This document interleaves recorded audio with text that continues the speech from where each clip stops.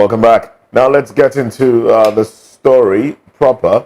Lydia Simon, a Chibok girl who had been held captive by Boko Haram terrorists for about a decade now, has been rescued, along with her 3 children, by the troops of the Nigerian army deployed in the northeast, conducting Operation Desert Sanity 3 around Ngoshe in the Gwoza local government area of Borno State. A statement from the Department of Army Public Relations said Lydia was on serial number 68 among the abducted missing Chibok secondary school girls. Now, Lydia claimed to be from Pemi town in Chibok. Now, the statement added that Nigerian army troops deployed for counterterrorism, counterinsurgency operations in the north central on Tuesday, April 16, 2024, successfully ambushed and neutralized 3 terrorists who were on a mission to wreak havoc. Now, according to statistics released by parents of the abducted schoolgirls, we do know that there were 271 students that were kidnapped on that unfortunate day. 57 of them escaped sometime in 2014. 103 were released through intervention from the federal government. 20 others were freed through intervention from the state government, but 92 of them still in captivity and apparently unaccounted for. Well, Lydia she was one of the 92 that has been rescued, but she was rescued with 3 children and 5 months pregnancy. Oh well. This reignites the question of, are they alive? Where are they? Where is Leah Sharibu?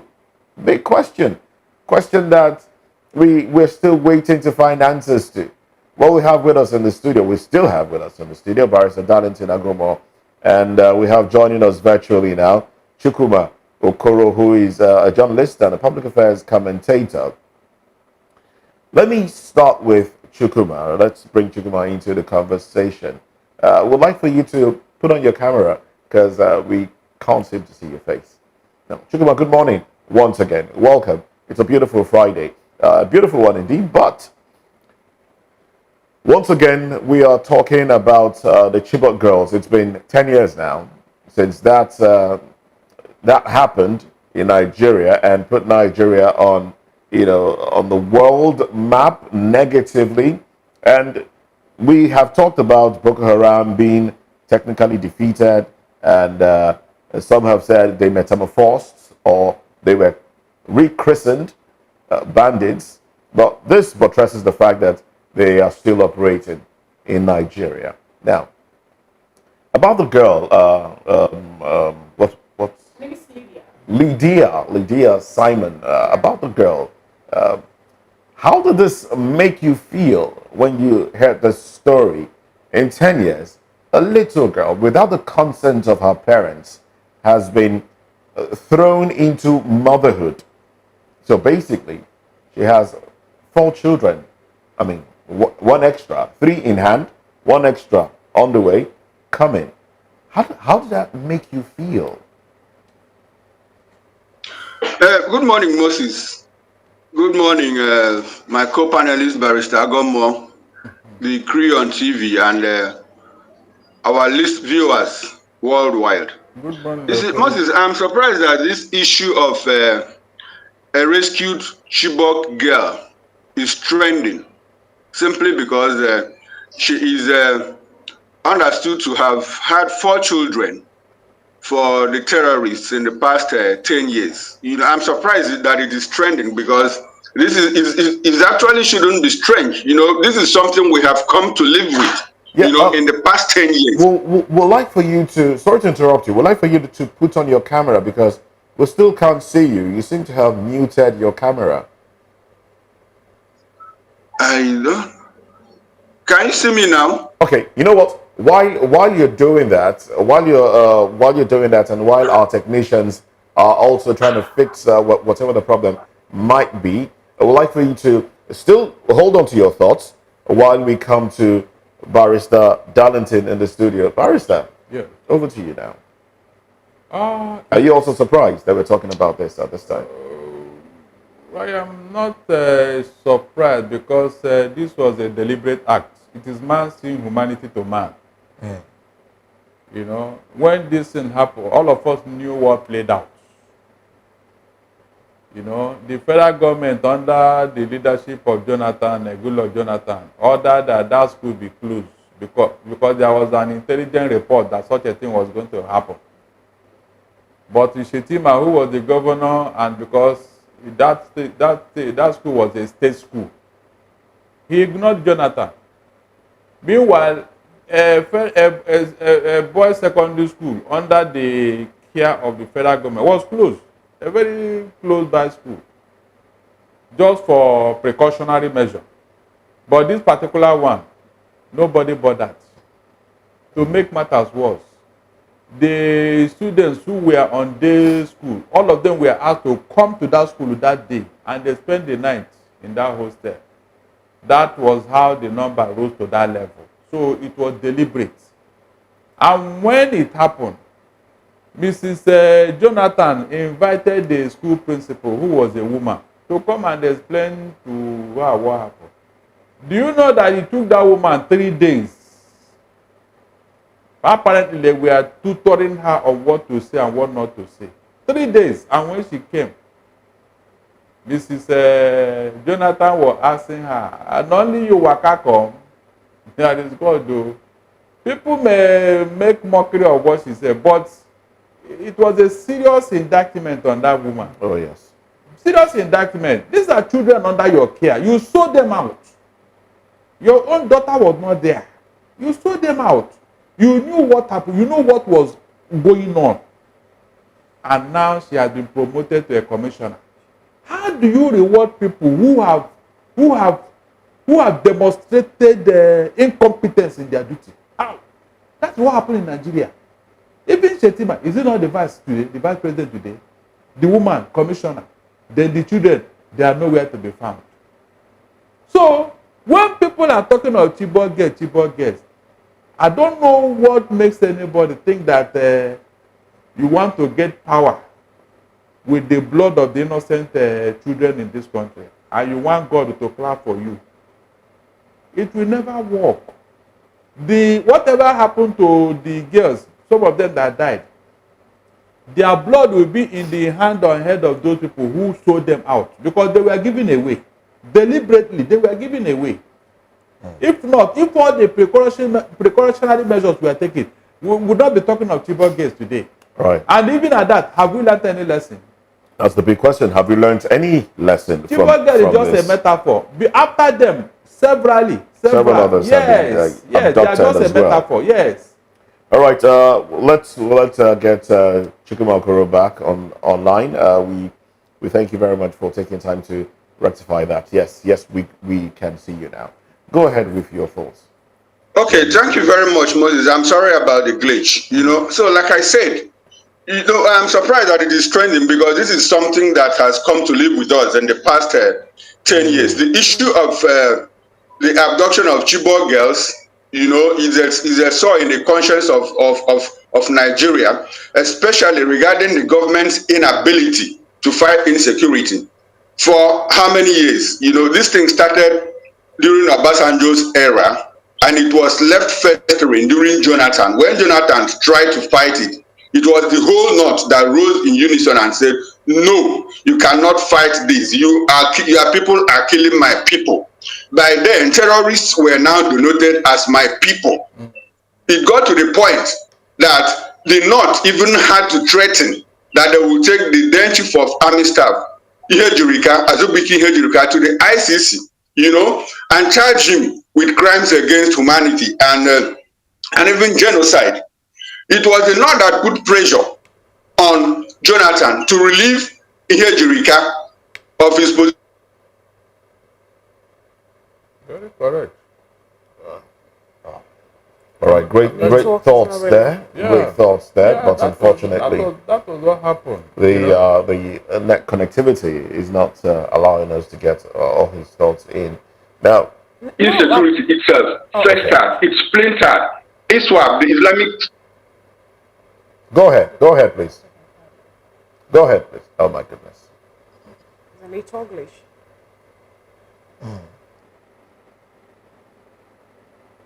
Oh well. I guess No, you're having you some know, network glitch there.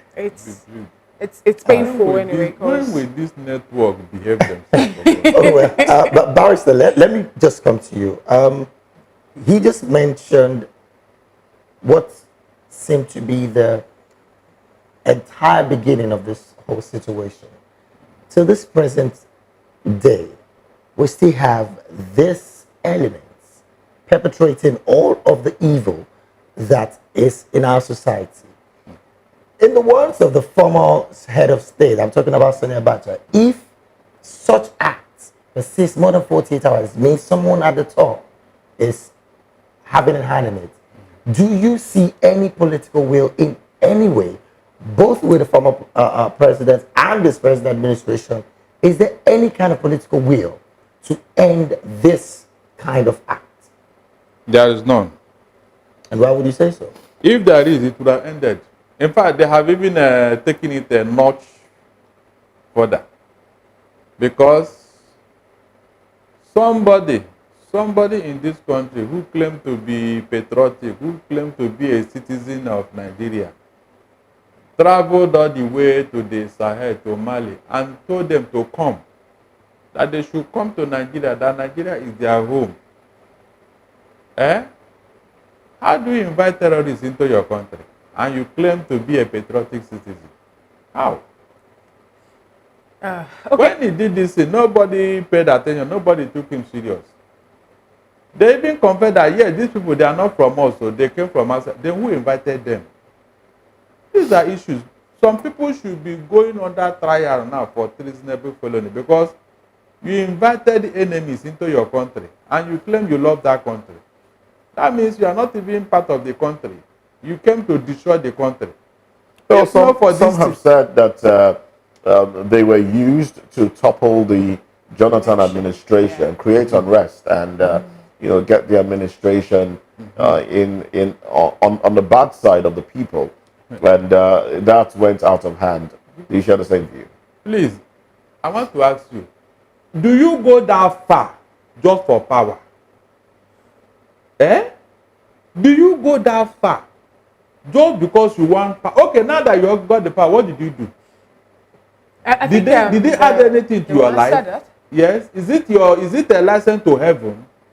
There are things you do, you think of the implication and the aftermath. If only you have said, look, this thing, we made a mistake, but it has persisted.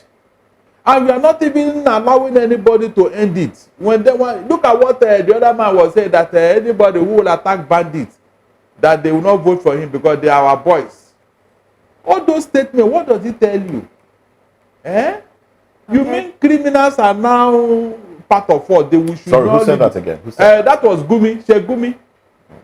He made it several. He had made, in fact, he's even in defense of these people. He even told us that we should give amnesty to them. We should. There is nothing we have not heard from these our brothers in the north. You now begin to ask yourself, when is this thing going to end? If all of them are in support and all that, how do you think this thing will end? Is it not the owner of a mad dog that will call a mad dog to order? But when the owner is not looking the direction, or the mad dog will continue with what he's doing now. That's what is going on here. Okay, we were told that Mr. Chikuma Okoro has finally joined us back. Okay, now to you, Mr. Chikuma. Some people have the opinion that the issue of insecurity in Nigeria is now above the federal government, and they should go ahead to employ foreign aid or help from people. After all, Nigerians go for peacekeeping, and some people have the opinion that this is the time for Nigeria to open up for people to come join in fighting insurgents. I don't know if you share that idea. And also, when we're looking at this story, I became a bit emotional because we're talking about women like me. We're talking about girls who went to school, and now some actually are having 3 children, being pregnant again under a forced marriage. And why I want to ask you this one is, some parents of these children were of the opinion that the state government, keep them in a particular space in Borno State, and some of them are being married off to the Boko Haram or repentant Boko Haram members now without their consent, and they don't even have access to their children. Is that also a good one, or is that you know, what? Okay, you just answer me. What do you make of that before I'll bring it back to Barrister to look at the legal implication of such? I'm sorry, the glitch is interrupting my thoughts, because this is an area, this is a subject area that I'm particularly interested in, you know, because everything that has happened in the past 10 years points to one direction, you know, that the government seems to know what they are doing, and that they are using the insecurity, you know, as a political bait to achieve something. Every other thing that I have done, the signature of the government is boldly written in everything that has happened. And if you look at this, there are so many questions are begging for answers. Like, let us even consider the case of this Lydia. How did she stray, you know, inside the bush? She strayed with 3 children and left one, and the soldiers who were on duty now found her and rescued her. No, she didn't stray. Well, there were a few individuals, a few individuals that the Nigerian troops came across and overpowered them, and she was, you know, in the company of these individuals. No, Moses. What I mean is, was it in their camp, or were they in transit? Well, and if you recall, the 276 girls were released in bit by bit up until the time about 100 or 90 something of them are left. What is going on? Why couldn't the government do a holistic negotiation and release all of the Chibok girls? That is a question that is begging for answer. And you recall the case of another abduction in 2018 that involved Leah Shaibu, where she stood her ground that she was not going to convert, but she was forced to do that. And we understand now, as at 2011, she already had 2 children. You know, so, and you discover that some of these girls are married off against their will. So if you put all of these things together, and the inability of the government to fight insecurity, you discover that, you know, so there seems to be a link between what government has not done and what government is not doing to ensure, you know, that these girls are completely rescued. And if you ask me about the intervention, you know, by foreigners, you recall that there was a time America came here, they were asked to go back. They were asked to go back. You also recall that there was a regional intervention between Nigeria, Cameroon, Chad, and Niger Republic. At a point, that regional effort was very, very successful, to the extent that the guys the terrorists were pushed out from Cameroon, pushed out from Chad, pushed out from Niger, and they remained only in Nigeria. So you see the insincerity of the government in all of this.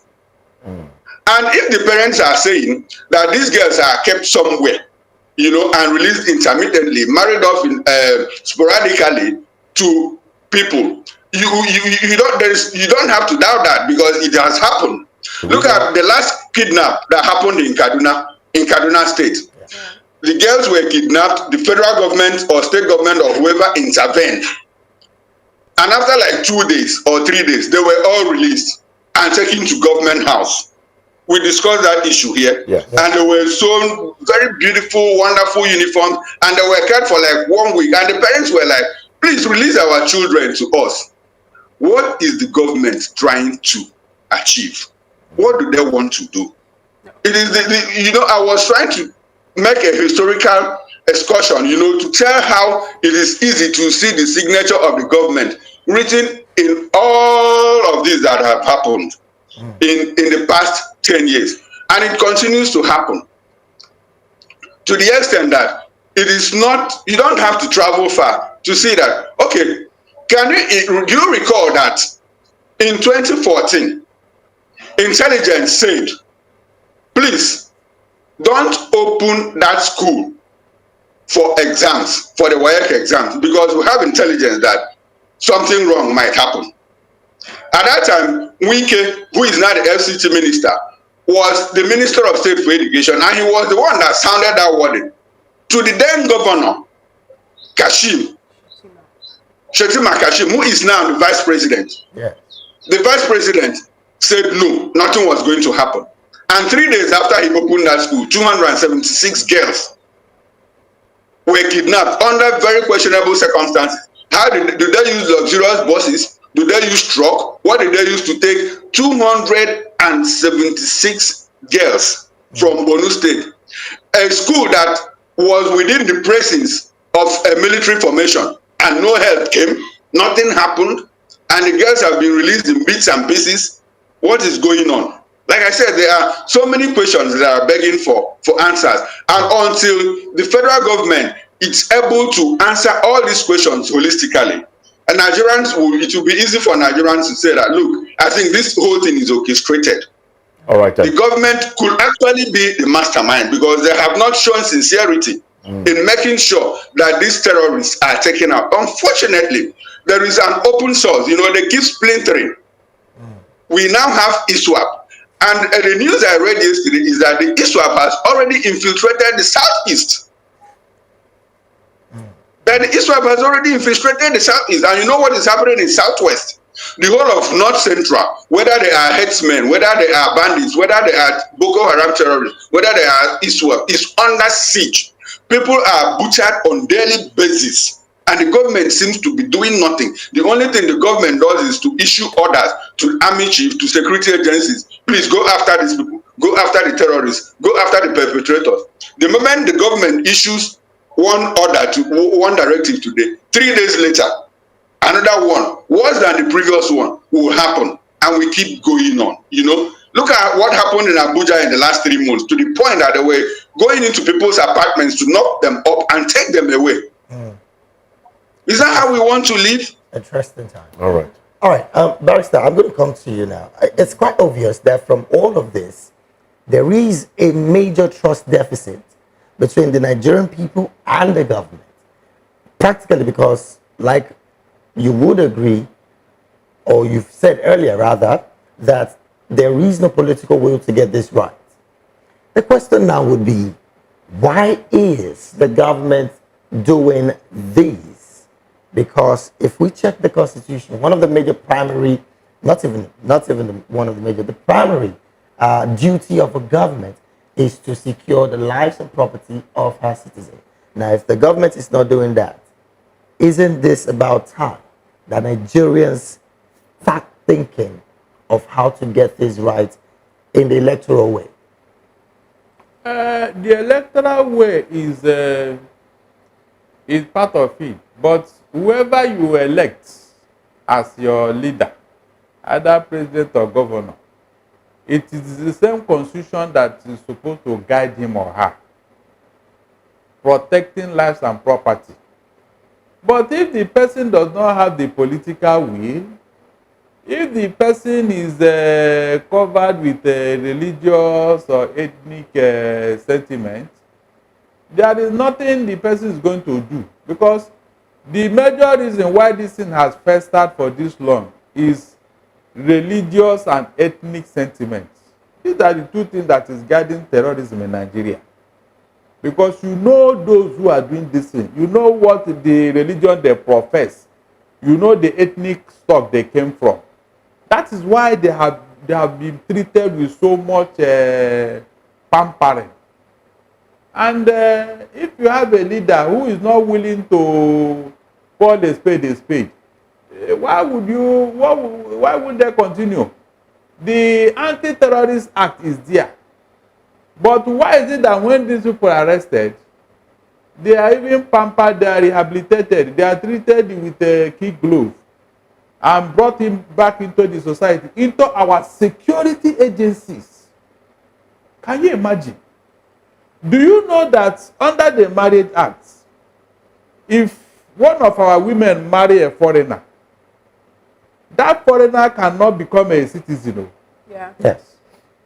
Can you imagine? And that's not reside, bro. Not to talk of going into our security agencies. These are part of the safeguards, because the foreigner You cannot say because you married one of our women, therefore you are now in Nigeria, and that you can become a DSS director. These are safety measures to protect your interests. Then how come the same government you brought people, or you allow people to come inside there, terrorists? You know they are terrorists, you know. Then when our gallant soldiers manage to get hold of some of them, the same you government will now say, okay, they are pardoned, they swore with one religious whatever, and then you now say because they have sworn with it, therefore bring them back. I mean, how do you think this thing will end if you continue like this? That is why this thing is not coming to an end. Rather, they are improving by the day. So when you have a government that is not serious about this thing, my dear, it will be too difficult. Nigeria is guided by ethnic and religious sentiment. These two things. If we remove it from this insecurity, it will end today. You just talked about the Marriage Act, and that will, bring me back to the question I once asked earlier. Now, what is the legal implication of marrying off someone forcefully to, another? Because we like I said, some parents are of the opinion that the state government are marrying off their children to the repentant Boko Haram. Now, what's the legal implication of such act? It is a criminal act, but where do you see the terrorists to prosecute? So what would be the motive now? What would be the motive? The motive is very clear. Increase their numbers? Yes, or to appease they them? are baby factories. The only reason why they kidnap this young girl is for procreation, nothing else. After all, the girls are not fighting with them. They want to replace some of their men that have died in the battlefront. Nothing else. It's for procreation and for pleasure.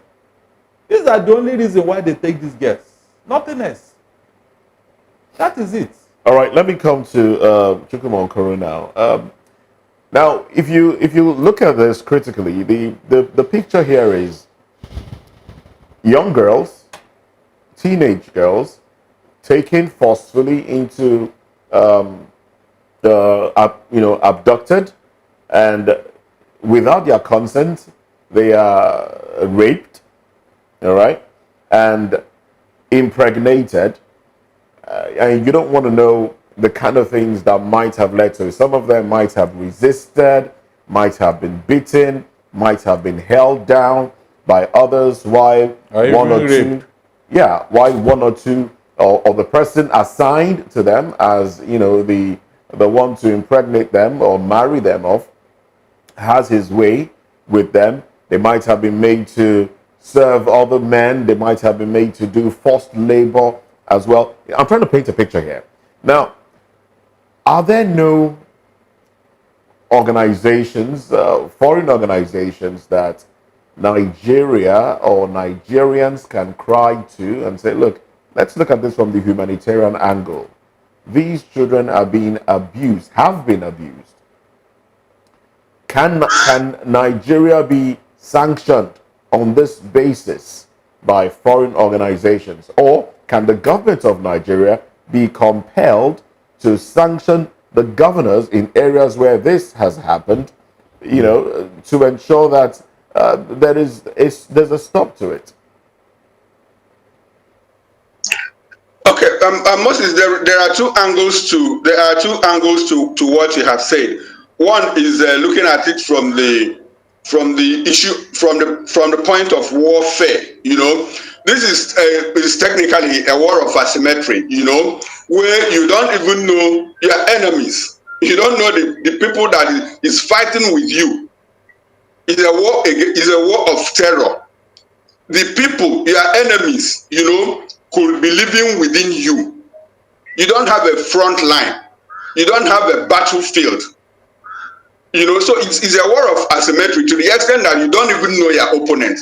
When people gather somewhere and one small girl or one small boy is fitted with suicide bomb, and the person goes into that place and is blown up with about 50 or 60 people. So if it's a lone wolf attack, how do you address that? So it's a war of asymmetry that you don't even know your opponents. Unlike a conventional warfare, where there are the rules of engagement, where you have the rules of engagement, taking into consideration the Geneva Convention and all the treaties that talk about laws of armed conflict. Those things are absent here. So which organization will send its workers to get into a war of asymmetry where you don't even know your opponents? Meanwhile, the people you want to go and rescue, the captors, are even looking for you, the foreigner, to kidnap so that he will be paid ransom. So the government cannot do that. The government will not do that because they too are even because if for instance we have the World Kitchen whatever comes in here and say, look, we want to cater for these people, or the World Food Program, WFP, where would they go to? Is it that the Nigerian military cannot even go to Congo? So that one is out of it. The government will not dare think about that because they will just be taking more than they can chew. On the political aspect of it, for the federal government to sanction governors, well, I don't know how they can do that. And it still goes back to the political will to fight insecurity.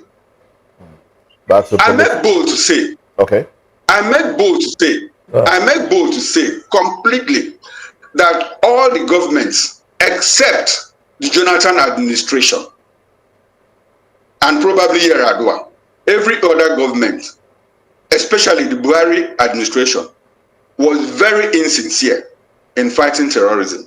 And from what has happened, it looks like it's an APC policy because exactly what President Buhari did, that is what the current president is doing. Unfortunately for him, he is grappling seriously with economic issues that he doesn't seem to even have time for insecurity. And you recall that the Vice President, Kassim Shettima, was the one that said that the president will be in charge of economy and other things, that he will be in charge of security. Where is he? This is 10 months, going to 11 months. Where is he? We can't see him in action. In fact, he is missing in action. So until the government muster the political will to engage the terrorists holistically, like I said the other day, unpack the insecurity and see what is causing insecurity. And there is one thing, there's an elephant in the room that people are afraid to discuss. Barrister Agomo has mooted that. But in beer parlors, when we sit with our friends and colleagues, we talk about these things. The other day, I wrote an article, A Conquest Foretold, and the rest of us. If you look at historically all the conquests that took place during the Roman Empire, during the Ming Dynasty, all the empires worldwide, this is how the conquest starts. What do? They first of all target soft spots, conquer those soft spots, and they keep doing it incrementally, gradually, like what is happening now. The North Central has technically been conquered. There is nothing they can do now. For 8 years, Autumn was crying. Moved one has started crying now. And even as he's crying, nothing is going on. The terrorists are pushing people away from their homelands by way of ethnic cleansing. Movement is coming down towards the southeast from the north-south, from the north-central that fringes the southeast. It is putting pressure on land in the southeast, and people in the southeast are beginning to have problems with their neighbors in the north-central. Are we saying the northeast? Are we saying what former President Obasanjo talked about Islamization of the Nigeria coming into play as of this time? Exactly what I'm saying. That is how it starts. And when I say conquest, I mean conquest. That is how it starts. But people are doing it's only in beer parlors. But the telltale signs are there. The northeast, north central itself, sorry, the northeast, west is already conquered. The people of southern Kaduna, the Christian population there, they live in fear with two eyes open even at night. The northeast itself has been conquered. So what they are doing now is infiltrating the southeast and the southwest. And what did they say? Dip the Quran into the ocean. You know my worry? My worry is that the south is very docile about these things. We don't talk about these things. And why we don't talk about these things, the conquerors, the conquistadors keep opening one page after another, one page after another. They use institutional mechanisms to tell you, oh, if you don't donate your land, you will be killed. And you don't think somebody made that statement from the, you don't think the the clamor for secessionism is one way to talk about it, one way that people are trying to, let the government know that look, they're not happy with the way things are being run in the country? Come again, Moses. I didn't get that. I said, don't you think that the clamor for secessionism is one way that the people are trying to tell government that look, we are not happy with the way the nation is being run, and we want to pull out and have our own nation? Exactly. That is what it is. That was what gave rise to the agitation by the IPOB. That was what gave the rise to the agitation by IPOB. You discover that they said Nnamdi Kanu, the leader of the IPOB, at some point, between 2011 and 2013, he was saying, he was preaching Nigerian unity. How do we make Nigeria work? We need to reach out, we need to coalesce among ourselves to see that this country works. But when Buhari entered in 2015 and started implementing his sectional policies, and started with his nepotism, and started with everything that left insecurity festering, and people were attacked, from all corners of Nigeria, Nnamdi Kanu said, no, looks like these people have a program. And this is the best time for us to pull out.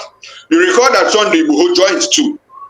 The other day, the president of Abokeya Farmers Association said that more than 4,000 farmers have been killed in the southwest in 3 years. All right. In 3 years, more than 4,000 farmers by headers. All right. What does that tell you? And you see, the other day, the Yoruba Nation agitators went to the extent of going to, to take over the government house in Agodi, Ibadan. Another one happened the other day in Osun. All right, we're out of time for this topic. We have to, unfortunately, I mean, there's a lot to talk about, but we have to go on to another subject matter now. Chibok, please do bear with us, and we'd like you to stay on with us. All right, and the second topic of discussion is this. I am still in charge. Ganduje boasts as court stops suspension. We'll look into this topic when we return after this break.